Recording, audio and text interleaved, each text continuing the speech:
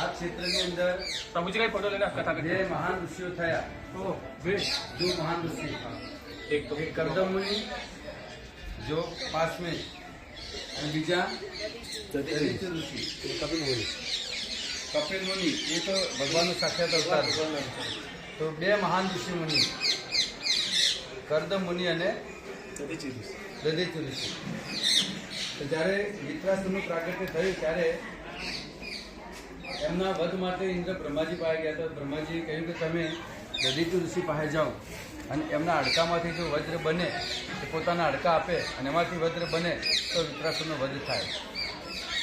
વિતરાસુરને એવી રીતે કઈ તપસ્યા કરી હતી કે એક પવિત્ર ઋષિના હાડકાથી એનો વધ થાય, બીજું કોઈ અસ્ત્ર નહીં મારી શકે, બ્રહ્માસ્ત્ર બી ન મારી શકે।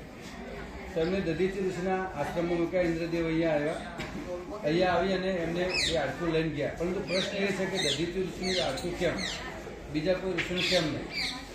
તો આપણને ખબર છે કે 21 વાર પરશુરામ ભગવાને આ પૃથ્વીને નક્ષત્ર કરેલી, 21 વખત।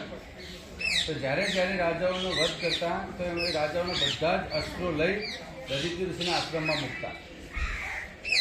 એવું કરતાં કરતાં 21 વખત જ્યારે નક્ષત્ર કરી ત્યારે બધા જ શસ્ત્રો અહીંયા આશ્રમમાં મૂક્યા। અને ભગવાન પરશુરામે કહ્યું કે આ જે શસ્ત્રો છે કોઈ એવા દુષ્ટ વ્યક્તિના હાથમાં ના આવે, નહીં તો શું થશે? સંસારનો વિનાશ થશે। તો તમે એ શસ્ત્રો રાખો, હું પછી આવીશ અને તારે લઈ જઈશ। તો ભગવાન પરશુરામજી ત્યાંથી જતા રહ્યા, પણ સમય બહુ વીતી ગયો। હવે દધીચિ ઋષિ કે હવે મારે તપસ્યા કરવી કે આ શસ્ત્રોનું ધ્યાન રાખવું, હે કે નહીં? જવાબદારી આપી છે ભગવાને। તો તેમને શરૂઆત કરી, એક એક શસ્ત્રને ઘસવાનું ચાલુ કર્યું।